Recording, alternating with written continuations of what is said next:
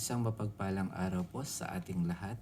Ngayon ay December 8, 2025, araw ng Lunes.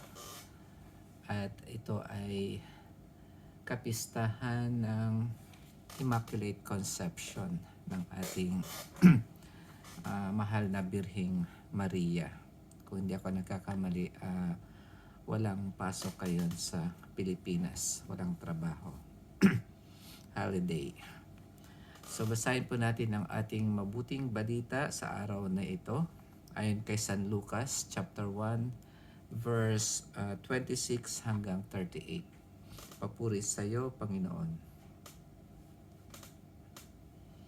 Nang ika-anim na buwan na ng pagdadalang tao ni Elizabeth, ang anghel Gabriel ay sinugo ng Diyos sa Nazareth, Galilea, sa isang dalaga na ang pangalay Maria.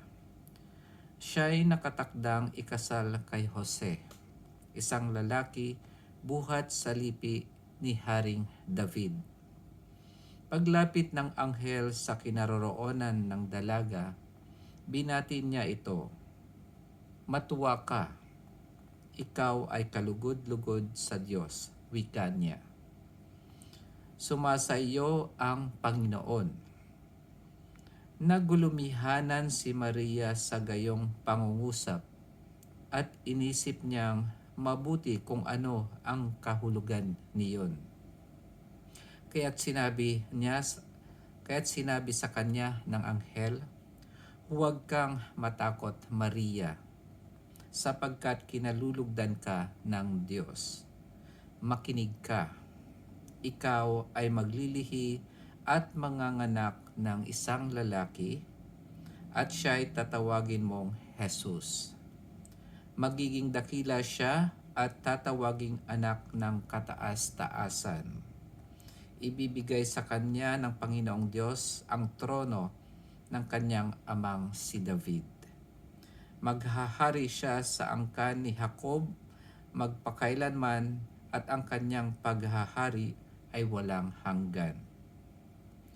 "Paanong mangyayari ito gayong ako'y dalaga?" tanong ni Maria. Sumagot ang anghel, "Bababa sa iyo ang Espiritu Santo at lililiman ka ng kapangyarihan ng kataas-taasan. Kaya't banal ang ipanganganak mo at tatawaging anak ng Diyos. Natatandaan mo ang iyong kamag-anak na si Elizabeth? Alam ng lahat na siya'y baog, ngunit naglihi siya sa kabila ng kanyang katandaan. At ngayoy ika-anim na buwan na ng kanyang pagdadalang tao, sapagkat walang hindi mapangyayari ang Diyos."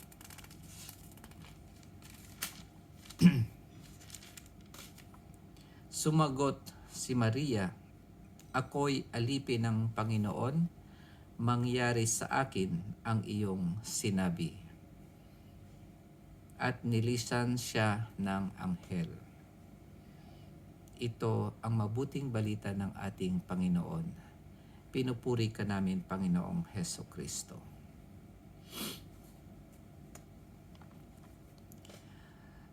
Yun po ang ating buting balita sa araw na ito tungkol po sa Annunciation and the Mystery of God's Plan.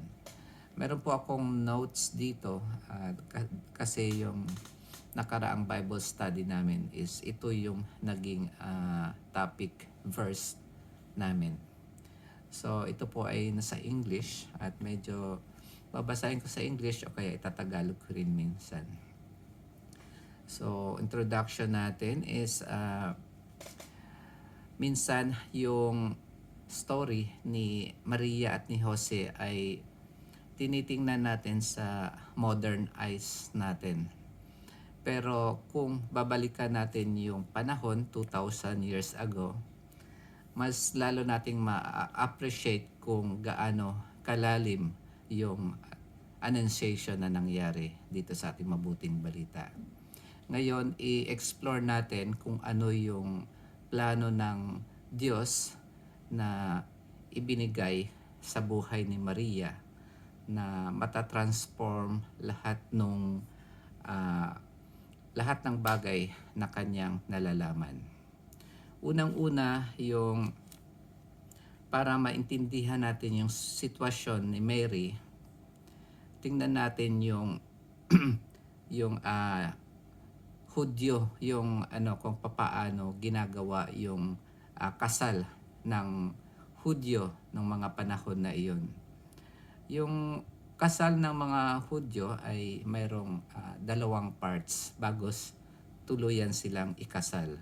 Yung unang part ay yung tinatawag nating engagement, na yung merong ceremony, tapos yung babae ay mako-considered na married pero hindi sila pwedeng samang dalawa. Pero committed na siya dun sa lalaki, pero mananatili siya sa bahay niya for 6 months o hanggang 1 taon. So si Mary at si Joseph, nasa phase na ito na engaged sila. Meron silang mga plano sa buhay at meron silang mga pangarap para sa kanilang future. So ano nga ba yung plano versus ating mga plano natin at yung plano ng Diyos sa atin? Katulad ng mga mag-asawang yung mga na-engaged na mga couple, si Maria at si Jose ay meron silang pangarap sa buhay o may mga project sila na sinet para sa magiging buhay nila na magkasama sila. Pero yung pinaka-sentro na mensahe ng Annunciation at yung mensahe para sa atin sa araw na ito ay napaka-critical na tanong. Yung tanong na tatanggapin ko ba yung plano ng Diyos o magi-stick ako sa mga plano ko? So kung yung plano ng Diyos o kaya yung project ng Diyos, kapag nag-i-intervene siya sa buhay natin, kung minsan completely na mababago ang ating mga plano o kaya minsan talagang sisirain niya yung plano natin. Para kay Maria, yung plano niya ng Panginoon ng Diyos kay Maria ay talagang nailagay siya sa napakahirap na sitwasyon, na na-expose din siya sa scandal doon sa society sa panahon niya. Pero ang kagandahan nun, yung pananampalataya ni Maria ay yung ability niya na magtiwala sa Panginoon. Ang unang mga words na sinabi ng anghel kay Maria ay merong historical o parang theological na significance. Yung una ay yung hail o kaya sa Greek kasi is chairo o kaya rejoice. Rejoice. Yung word na rejoice ginagamit yun sa Old Testament na patungkol ito sa mga Israel community, as a community. So ginagamit yung word na yun na rejoice, na parang sinisignal ng Diyos sa gitna ng kanyang mga people.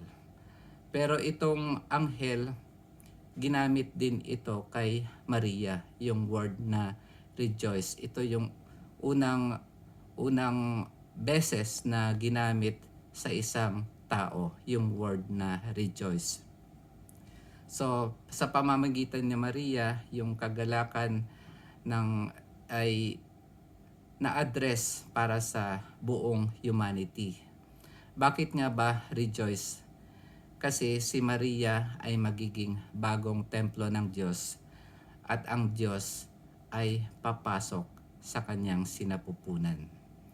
At yung pangalawa na word na sinabi ng anghel, yung full of grace. Hindi ito pangalawa pero isang word, hail, full of grace. Ang ibig sabihin niyan, ang original meaning ng ah, full of grace ay favorite o kaya yung covered with the love of God, na nababalutan siya or fully surrounded ng pag-ibig ng Diyos. So yung grace in itself is parang you will define it as the presence of God, to demonstrate that God has meron siyang specific na project para kay Maria. So yung kay Maria, ang pinaka-special na kung bakit napili si Maria ay meron siyang bukasyon. At yung bukasyon, kung madalas ay natatali ito sa isang mission. So dito, binibigyan tayo ng warning na kung napili tayo sa mission na iyon, hindi ibig sabihin at dapat hindi natin isipin na we are more important than others. So hindi tayo mas importante sa ibang tao kapag tayo ay napili doon sa mission na yon. So ang totoong bukasyon ay merong tatlong core na principles. Yung una ay humility, yung pakikinig sa message ng Diyos, yung unang-una. Pangalawa, yung obedience, yung willingness natin na ibigay lahat sa serbisyo para matupad itong mission.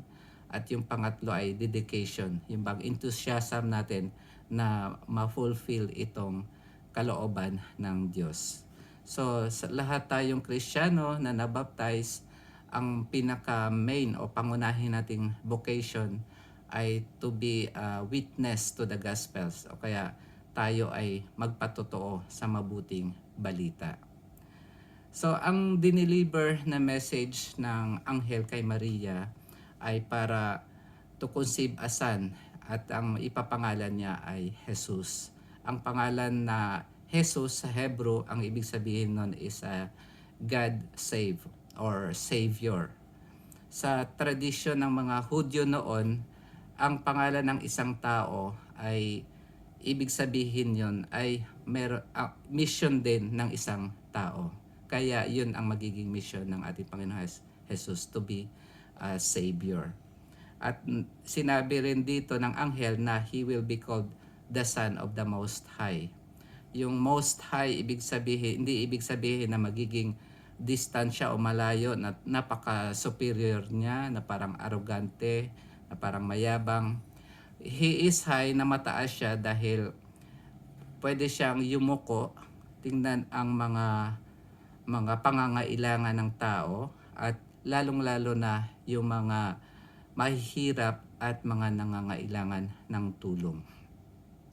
Kaya ang mission ng ating Panginoon ay hindi para maging hari sa mundo o kaya maging magician, pero i-lead tayo patungo doon sa buhay na walang hanggan.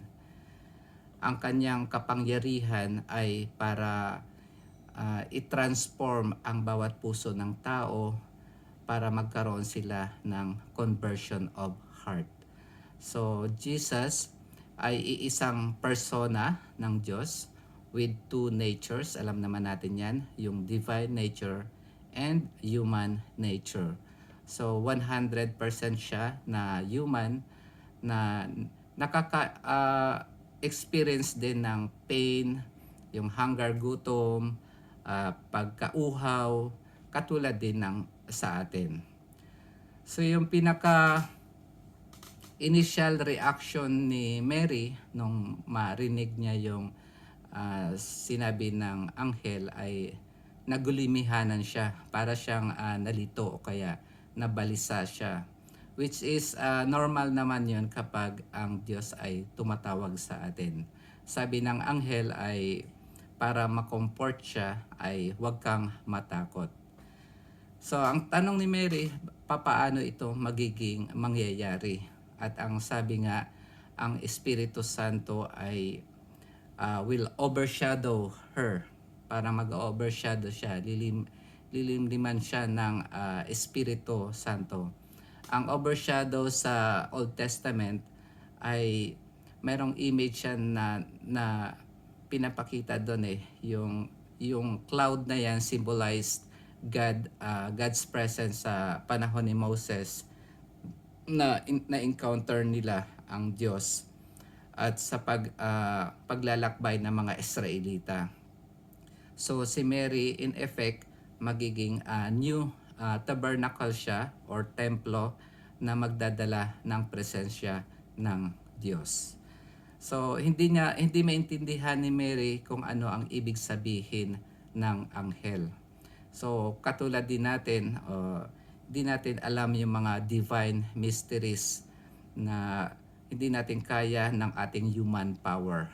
Ito ay na-include dito yung Holy Trinity, yung incarnation, kung paano naging tao ang Diyos, at yung redemption, kung yung pagkamatay at muling pagkabuhay natin. Pero ang believing sa mga bagay na ito means trusting the Lord and also engaging our life kahit hindi natin ito fully na-understand. So napaka-crucial na yung anghel ay nag-antay sa magiging response or sagot ni Maria, kasi nirerespeto ng anghel o kaya ng Diyos ang magiging response ni Maria. Yun yung tinatawag na freedom. So God will respect our freedom and also wait for our acceptance. Yung response ni Maria, pinaka-final response niya, so na napakagandang modelo ng ating pananampalataya. Ang sabi niya, I am the servant of the Lord. Kaya yung title na yan na servant of the Lord ay isang karangalan na naka-reserve lang dun sa great figures katulad ni David, Haring David. So by accepting this title, parang kinomit ni Mary na gagawin niya yung kalooban ng Diyos nang walang mga excuses o reklamo. So naging modelo siya ng trust and obedience para sa lahat ng humanity. So yung final po na maibabahagi ko ay si Mother Mary is an example for us all. At God has also a plan for each one of us. At kailangan nating maging bukas sa plano na iyan ng Diyos. Minsan, we will feel frustrated at we will fail to understand kung paano nag-work si God. So we must remember that Mary also, who continually treasured and pondered lahat ng mga strange thing in her heart, ganon din naman tayo. So the ultimate explanation for the incredible work of God in the world, including the incarnation, ay yung immense love niya para sa atin. Yun lamang po ang maibabahagi ko tungkol doon sa Bible study na pag-aralan namin tungkol sa mabuting balita natin ngayon. Pagpalain po tayo lagi ng Panginoon. Amen.